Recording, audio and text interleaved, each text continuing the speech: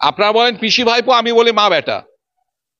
এবার সেটা যদি চ্যালেঞ্জ করে তো আগে তো ডিএনএ টেস্ট করতেই হবে। ওনার বয়সে যেমন কোনো স্থিরতা নেই, কখনো জন্ম তারিখ উনি বলেন 5ই জানুয়ারি ওনার মা লিখে দিয়েছেন জন্ম তারিখ, যা জন্মের তারিখে ঠিক নেই তার ডিগ্রিগুলো তো এরকমই হবে। 3 বছরের মধ্যে 4 বছরের মধ্যে কেউ 3টে ডিগ্রি পোস্ট গ্রাজুয়েট ডিগ্রি করতে পারে? উনি তো মানে ওনার বয়স 20 বছরে যদি বলেন, কেউ কি আপত্তি করবে? কেউ করবে না, কারণ ওনার তো বার্থ সার্টিফিকেট নেই। তা হবে এটা কোত্থেকে? মমতা ব্যানার্জি অনেকদিন রাজনীতি করলে এবার ওই সিনেমা জগতেই যাওয়া উচিত ওনার। ওইটা ওনার পক্ষে সব থেকে উপযুক্ত জায়গা। ওই প্রকল্পের সময় ও যে এক্সট্রা প্লেটটা ধরেছিল, আপনি দেখেছিলেন? এক্সট্রা প্লেটটা উল্টো ধরেছিল, আমি বোঝাতে পারছি? তা আপনি একটা ক্লাস 8-এর সব সাবজেক্টে সিঙ্গেল ডিজিট পাওয়া নবনারায়ণ থেকে বিতাড়িত একটা লোকের কাছে কি আশা করতে পারেন? সে ওই রকম তো উল্টো ভাবে এক্সট্রা প্লেট ধরবেই আর পাবলিককে বোঝাবে। কোথায় ভোটটা দিল ওকে? ও তো ছাপ্পা মেরে জিতলো, ওটাতে ভীরু কাপুরুস্ত। দেখুন, মমতা ব্যানার্জির মতন মিথ্যুক মহিলা, আমি একদম ওপেনলি বলছি, মানে পৃথিবীতে কোনোদিন কেউ আছে কিনা আমার খুব সন্দেহ আছে। টোটাল 1,65,751টা টিকিট বিক্রি হয়েছিল, আমি বোঝাতে পারছি? তা 1,65,751 জনই মাত্র গিয়েছিল, সেইটাকে বলছে 25 লক্ষ নাকি আপনার গঙ্গাসাগরে গিয়েছিল। মানে কতখানি মিথ্যুক। আপনার যদি ডিএনএ এর মধ্যে যদি মিথ্যা কথা থাকে, ডিএনএ ক্রোমোজোমের মধ্যে যদি মিথ্যা কথা থাকে, তো সেটা বলবেই। মমতা ব্যানার্জিকে যদি আপনি অ্যানালিসিস করেন, ওর প্রথম থেকে উত্তরণ থেকে শুরু করে শেষ অব্দি এখন পর্যন্ত স্টিল নাও মিথ্যা কথাতেই উনি পুরোপুরি তৈরি হয়েছেন, মানে মিথ্যার এতে। তা ওনার কাছ থেকে আপনি কিছু আশা করবেন না। ও যে 25 লক্ষ মানুষ যে যায় ওখানটায় নাকি তীর্থযাত্রী, সম্পূর্ণ এটা মিথ্যা কথা। ও লোককে চপ ভাজতে বলেছিল, ওর এইটা ঢপের চপ। মুখ্যমন্ত্রী বলছেন, এই মুহূর্তে দাঁড়িয়ে তিনি বলছেন এত ধন সম্পত্তি কি হবে, এত টাকা কি হবে, মনুষ্যত্বই আসল, মনের জানালা খুলে রাখুন, হার্ট অ্যাটাক করলে তো সব টাকা পয়সা রেখে চলে যেতে হবে। এটা ভাইপোকে বোঝাক না, ওনার ভাইপোকে বোঝাতে পারছে না যে অন্তত 10-12 হাজার কোটি টাকার মালিক হয়েছে। কয়লা চুরি, গরুর চুরি, ডায়মন্ড হারবারে পঞ্চায়েতের ইলেকশন করতে দেয় না, পঞ্চায়েতের ডেভেলপমেন্টের খাতে যে টাকাগুলো আসে তার থেকে কমিশন নিচ্ছে ভাইপো। একমাত্র লোকসভা যেখানে কোনো পঞ্চায়েত ইলেকশন করতে দেয় না। তো ভাইপোকে বোঝাক, চ্যারিটি বিগিনস অ্যাট হোম। মুখ্যমন্ত্রী বলছেন, মুখ্যমন্ত্রী লুকিয়ে লুকিয়ে এমএ এবং এলএলবি করেছেন, কারণ তখন বাম আমলে যার দাপট ছিল তিনি খুন হয়ে যেতে পারতেন, তার আশঙ্কা ছিল, তিনি পরিচয় গোপন করেছেন। আমার সঙ্গে রয়েছেন বিজেপি নেতা অভিজিৎ দাস ববি, কথা বলবো। বলছি, মুখ্যমন্ত্রী লুকিয়ে লুকিয়ে এমএ এলএলবি করেছেন, তাহলে তো এমএলএলবি ওইটার কোনো দামই নেই, কারণ ইউজিসি রুলস অনুযায়ী মিনিমাম তো 65% তাকে প্রেজেন্ট থাকতে হবে। আমরাও তো কষ্ট করে 2-1টা পোস্ট গ্রাজুয়েট ডিগ্রি করেছি, ওনার মতো তো ফেক ডিগ্রি বা ওনার ভাইপোর মতন তো ইউজিসির আনরেকগনাইজড এমবিএ করিনি। তা সেখানে মিনিমাম 65% আপনার উপস্থিত থাকতে হবে। তাহলে উনি কি করে এটা করলেন? যদি লুকিয়ে থাকেন তার মানে প্রেসিডেন্ট হননি, তাহলে ওনার এগুলোর কোনো ভ্যালু নেই। তাহলে সার্টিফিকেট কি উনি কিনেছিলেন? ওনার কাছে যে এলএলবির পাস সার্টিফিকেট বা আপনার মাস্টার ডিগ্রির বা বিএড এসএফআই, তা লুকায়বি যদি কেন ক্লাসে গেলে এসএফআই দেখতে পেতো না? এসব ঢপবাজি, মিথ্যা। আপনি যদি ওনার ইয়ার অফ পাসিং গুলো দেখেন, ইউজিসির নিয়ম অনুযায়ী আপনি একই সঙ্গে সাইমালটেনিয়াস দুটো ডিগ্রি পেতে পারেন না। তো উনি যে সময় উনি এমএ করেছেন তার 1 বছরের মধ্যে উনি বিএড করছেন, আবার উনি এলএলবি করছেন, তা 3-4 বছরের মধ্যে উনি 3টে ডিগ্রি কি করে হাসিল করলেন? ওনার বয়সে যেমন কোনো স্থিরতা নেই, কখনো জন্ম তারিখ উনি বলেন 5ই জানুয়ারি ওনার মা লিখে দিয়েছেন জন্ম তারিখ, যা জন্মের তারিখে ঠিক নেই তার ডিগ্রিগুলো তো এরকমই হবে। 3 বছরের মধ্যে 4 বছরের মধ্যে কেউ 3টে ডিগ্রি পোস্ট গ্রাজুয়েট ডিগ্রি করতে পারে? আর মিনিমাম 65% তাকে প্রেজেন্ট থাকতে হবে। উনি তাহলে তো ছিলেনই না, উনি যদি লুকিয়ে থাকেন। উনি আসলে শুনুন, মমতা ব্যানার্জির এসব কথাবার্তার মধ্যে আপনি দেখবেন তৃণমূলের পরপর নেতাদের মধ্যে কদিন ধরে একটা জিনিস দেখেছেন, আপনারা হয়তো লক্ষ্য করছেন না, যে পিসির সঙ্গে ভাইপোর একটা টাসল চলছে। আপনারা বলেন পিসি ভাইপো, আমি বলি মা বেটা। এবার সেটা যদি চ্যালেঞ্জ করে তো আগে তো ডিএনএ টেস্ট করতেই হবে। তো যাই হোক, এবার এইটা নিয়ে এবার মেইন মিডিয়াগুলো আপনার সেটা নিয়ে কপচাচ্ছে, বা এই আপনার কল্যাণ ব্যানার্জির সঙ্গে ববি হাকিমের লড়াই। ঠিক আছে, মানে মিডিয়ার যে নিউজ আওয়ার গুলো টোটাল টিএমসি পুরো ক্যাপচার করে নিচ্ছে যাতে বিরোধী দল না সুযোগ পায়। এটাও একটা চাল, অত্যন্ত মানে রুট পলিটিশিয়ান তো, এবং যার ফলে বিরোধী দলের নিউজে শুধু ওরা নিজেদের মধ্যে কিচ্ছু নয়, সমস্ত নাটকবাজি। ওদের মধ্যেই টাকা খাওয়ার ব্যাপারে ওরা একদম সব একজোট, কোনো নিজেদের মধ্যে কোনো কেউ বা কেউ কারো বিরোধী নেই, সমস্ত এক হয়ে রয়েছে, শুধু নিউজ মিডিয়াগুলো অ্যাট্রাকশনের জন্য, খবরে থাকার জন্য, এবং অন্য কোনো বিরোধী দলকে যাতে মানে স্কোপ না যাতে পায় তারা নিউজ আসার জন্য। এটা ওইসব ব্যাপারে দেখুন কার কি বয়স, আমি এই ব্যাপারে কি বলবো। হ্যাঁ, উনি নেতা 5 বছর এক্সটেনশন চাইছেন আর কি, তা হবে, আবার কি আছে।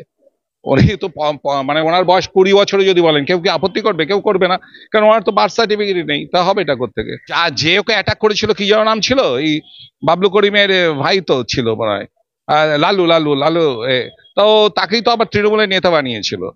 তো তার দাদাকেও তো মানে একটা ভালো পদে নিয়ে এসেছিল। তো মমতা ব্যানার্জির এই সমস্ত প্ল্যান, ওর উপর যে অ্যাটাকটা হয়েছিল ওইটাও ওরা নিজের প্ল্যান মাফিক করে মিডিয়াতে আসার জন্য। মানে উনি এই যে বিভিন্ন, হ্যাঁ, লালু আলম, বাদশাহ আলম, তো ওনার লালু আলমকে তো পরে নেতা বানালো 3MC। তো ওনার যে বিষয়টা হচ্ছে, এই যে আপনারা দেখেন না রাজনীতিতে বিভিন্ন টাইপের ফিল্ম আর্টিস্টরা, তারা সিনেমা জগৎ থেকে যখন হয়ে যায় সমস্ত কিছু, তারপরে তারা রাজনীতিতে আসে, কেউ প্রতিষ্ঠিত হয়, কেউ প্রতিষ্ঠিত হয় না, হারিয়ে যায়। তা মমতা ব্যানার্জি অনেকদিন রাজনীতি করলে এবার ওই সিনেমা জগতেই যাওয়া উচিত ওনার, ওইটা ওনার পক্ষে সব থেকে উপযুক্ত জায়গা। তো সেটা উনি ওনার ভাইকে বলুক। আজকে কালীঘাটের বুকে যত সম্পত্তি 35টা 36টা সবই তো ওনার পরিবারের, তার লিস্টও আছে আমার কাছে। তো মমতা ব্যানার্জি এখানে বেশি আলোচনা করা উচিত নয় আমার মনে হয়, কারণ উনি চান যে ওনাকে নিয়ে আলোচিত হোক, উনি এমন সব কথাবার্তা বলেন যাতে হাসি ঠাট্টা হয়, নিউজ কভার পায়।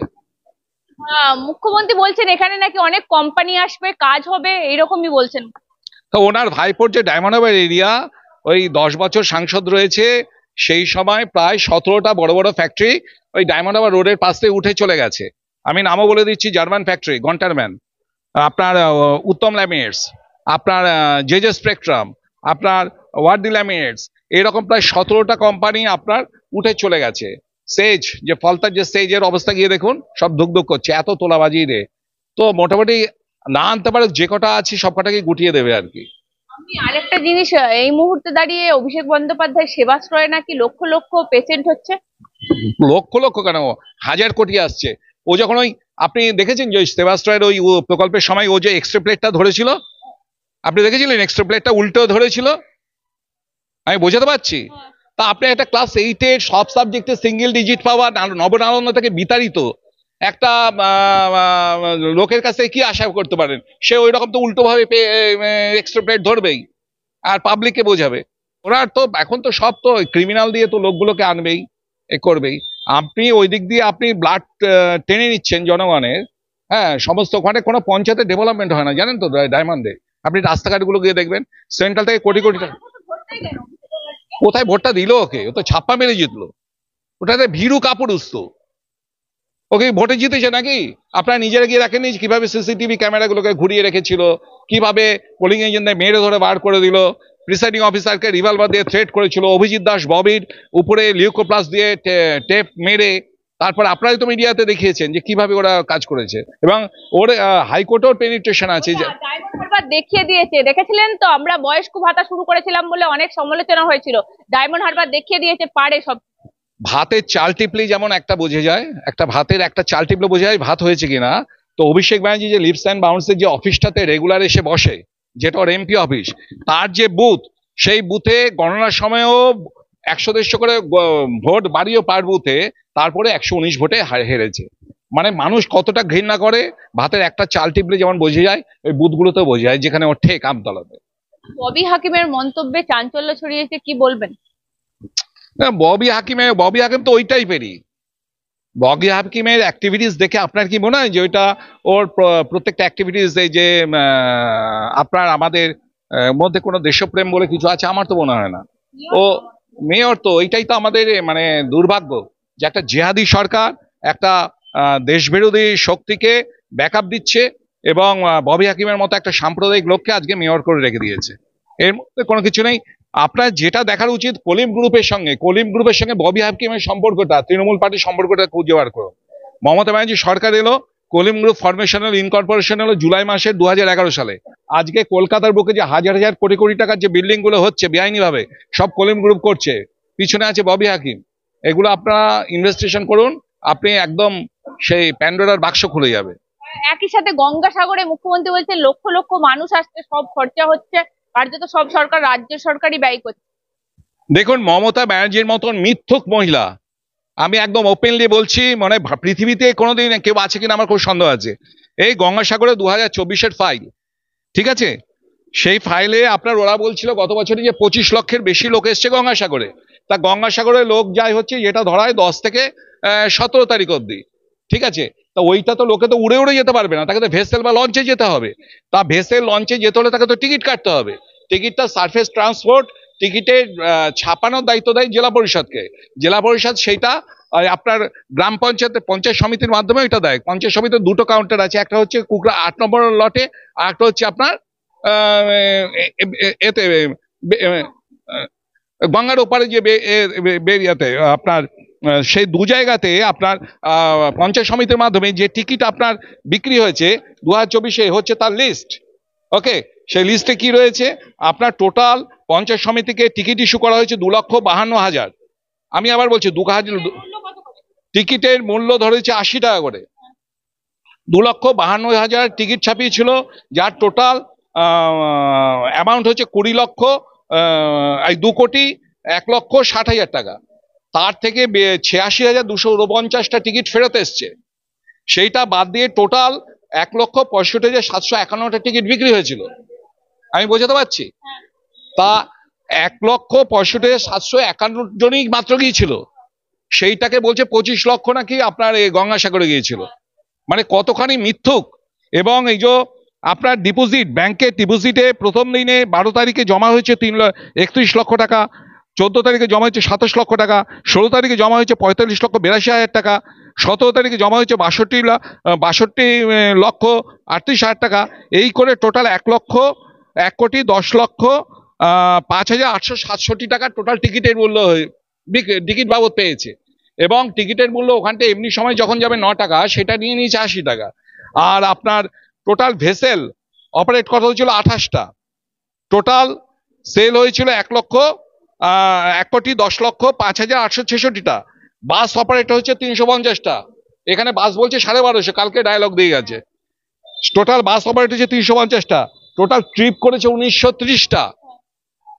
টোটাল সিএসটিসি বাস বাবদ কতটা, প্রায় হচ্ছে 44,58,000 টাকা। সিটিসি পেয়েছে 37,79,040 টাকা। ডব্লিউবিএসটিসি পেয়েছে 20,08,000 টাকা। তাহলে টোটাল বাস এবং ভেসেল বাবদ সরকার 2,12,50,910 টাকা পেয়েছে। আমি বোঝাতে পারছি? তাহলে যেখানে 1,63,000 মানুষ গেছে, সেইটাকে মমতা ব্যানার্জি আপনাদের মিডিয়ার মাধ্যমে কি সুন্দরভাবে বলে যাচ্ছে যে 25 লক্ষর বেশি লোক আসে ওইখানটা, তাদের জন্য আমাদের ধর্মস্থান, সেটা নিয়েও মিথ্যাচার চলবে। একদম। দেখুন, আপনার যদি ডিএনএ এর মধ্যে যদি মিথ্যা কথা থাকে, ডিএনএ ক্রোমোজোমের মধ্যে যদি মিথ্যা কথা থাকে, তো সেটা বলবেই। মমতা ব্যানার্জিকে যদি আপনি অ্যানালিসিস করেন, ওর প্রথম থেকে উত্তরণ থেকে শুরু করে শেষ অব্দি এখন পর্যন্ত স্টিল নাও মিথ্যা কথাতেই উনি পুরোপুরি তৈরি হয়েছেন, মানে মিথ্যার এতে। তা ওনার কাছ থেকে আপনি কিছু আশা করবেন না। কুম্ভ মেলাতে কত কোটি লোক আসে, আর গঙ্গাসাগরে আমি তো আপনাকে দেখিয়ে দিচ্ছি, এত কোনো তথ্য নেই। চ্যালেঞ্জ করুক না, আমার এগেনস্টে চ্যালেঞ্জ করুক। সরাসরি চ্যালেঞ্জ করছি তো মমতা ব্যানার্জিকে, যে 1,63,000 টিকিট বিক্রি হয়েছিল গঙ্গাসাগরে, তার বেশি কোনো যাত্রী যায়নি। ও যে 25 লক্ষ মানুষ যে যায় ওখানটায় নাকি তীর্থযাত্রী, সম্পূর্ণ এটা মিথ্যা কথা। ও লোককে চপ ভাজতে বলেছিল, ওরা এটা ঢপের চপ।